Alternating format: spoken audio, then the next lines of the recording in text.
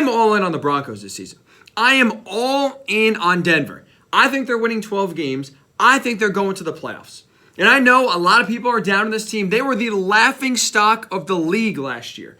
But the reason why I'm buying into a turnaround, the reason why I'm not casting off Russell Wilson and calling this team trash is because of one man and one man only. That is Sean Payton. Not only the perfect man to take over this team, I think, for my money, the best offseason move any team in the NFL made the last few months.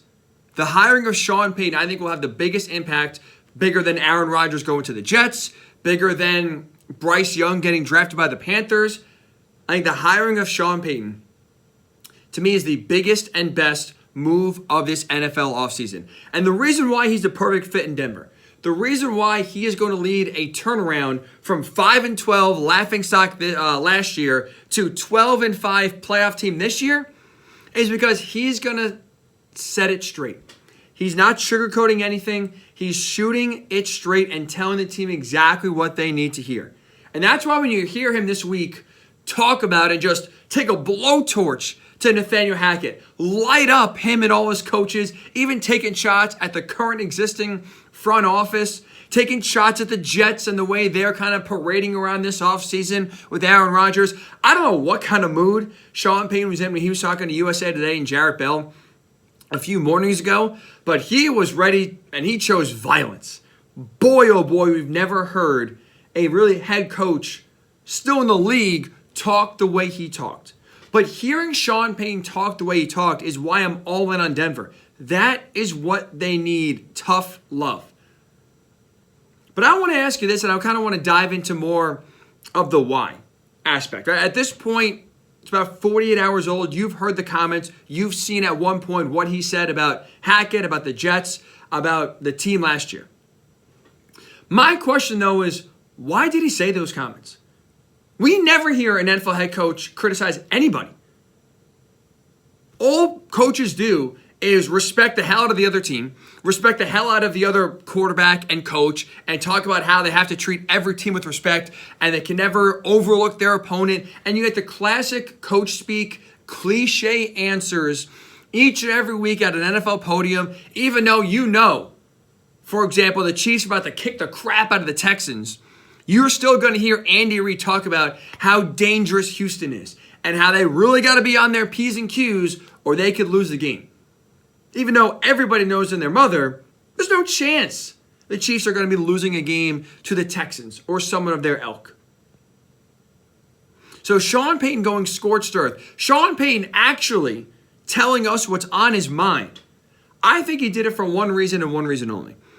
I think he knows this team is a lot of talent. And I think he's giving a warning to the rest of the league. The Broncos are coming. Serving a reminder to his own team right now when their confidence is, I'm sure, is in the toilet after last year. And sending a reminder to the rest of the NFL. The Broncos are not to be overlooked. They are a team that's going to be a big, big problem this season. Because when you look back to last year's debacle for Denver, what was the reason why they stunk? I would argue, first and foremost, coaching. It's not like they didn't have any talent. It's not like the players they got assembled was the worst roster in the NFL.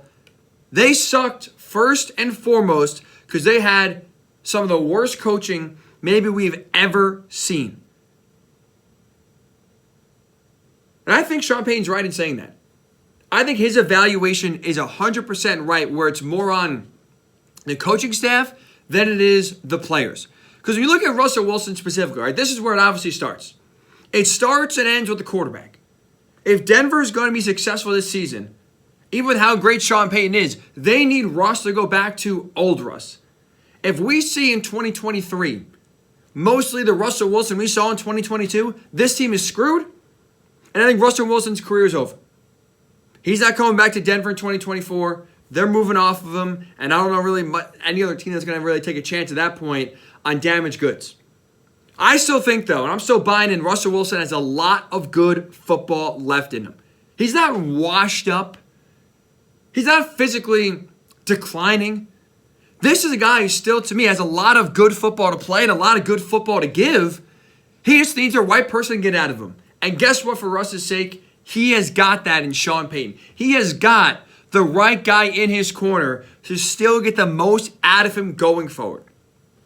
I think the biggest problem for Russell Wilson last year was not physical. It was not even mental. It was in the leadership department. Here's what I mean by that. Russell Wilson, I would equate last year with the Broncos. To me, he was like a kid in a candy store that had free reign, no limits. Right? If you take a kid right now and you take him to a candy store and you say, kid, take whatever you want. Joey, go, the little store is yours. Anything you want, any amount you want, you take it, you have it, it is all yours. Little Joey, little Sally, they're going to go to the candy store, and guess what? They're going to just go to town. Snickers, Swedish Fish, Twizzlers, you name it, they're eating it. And what's going to happen? 20 minutes later, they're going to stuff their face, they're going to have a stomach ache, they're going to be on the ground crying because they're in pain because they had too much candy. Too much of a good thing. They couldn't know, or they didn't know, I should say, or didn't want to exercise any restraint and maybe pace themselves. I think Russell Wilson was the adult NFL quarterback version of a kid with no restraints in a candy store. Meaning, Russell Wilson, his entire career in Seattle, was told no.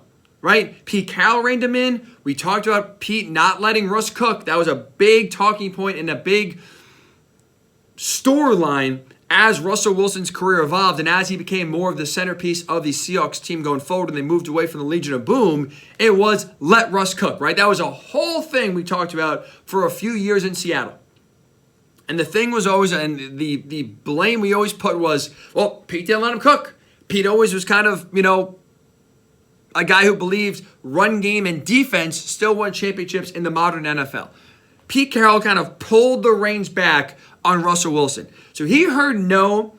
He was kind of controlled, we'll say, for his time in Seattle.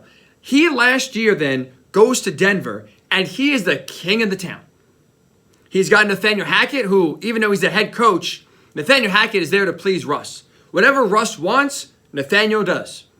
If Russ wants a water, I bet you Hackett's running out there to the Rocky Mountains, getting a nice cold glass of water straight from the river, and running back to Russ to give it to him. He's basically his personal assistant. Whatever Russ wanted to do offensively, personnel-wise, scheme-wise, Nathaniel Hackett said, yes, Russ, you got it. That was his role. That was his job. So for the first time in his career, Russell Wilson had full say. He got whatever he wanted. And just like a kid in a candy store that gets whatever they want, he didn't know how to handle the power. Brought his quarterback coaching. All of a sudden now got a meeting, or I should say, an office, not where the players are. No. He got an office upstairs, the C-suite, where the coaches are. He was making demands that were unrealistic for a lot of people in his position. And guess what? The Broncos did not say no. So he didn't know how to handle the power. He did not know how to be a leader when he heard the word yes all the time. And so now bringing in Sean Payton, the biggest thing for me that Payton brings is that leadership. Sean Payton, now going forward, controls the Broncos offense, not Russ. Payton's going to tell Russ what to do. We're running this scheme, you're running this play, this is how we're going to design the offense, and this is who you're going to be throwing the ball to and handing the ball off to.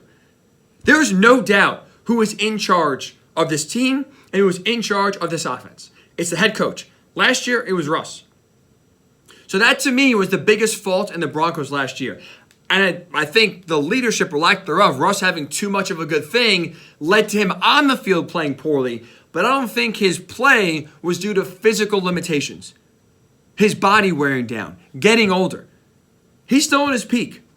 He still has a lot of good football left. He just got now, finally, the right head coach to get it out of him. So I'm in on the Broncos. In large part, I still think Russell Wilson has a lot of good football left in him. Are you with me here? 855-212-4227. 855-212-4227. Can't call, tweet at Ryan_Hickey and the number 3. But when you hear Sean Payton talk about what happened last year, I have a hard time saying he's wrong. Let me read you one quote he said to Jarrett Bell of USA Today when it comes to Russell Wilson kind of having too much power. He said this of Russell Wilson, quote, "That wasn't his fault. That was the parents who allowed it. That's not an incrimination on him, but an incrimination on the head coach, the GM, the president, and everybody else who watched it all happen," end quote.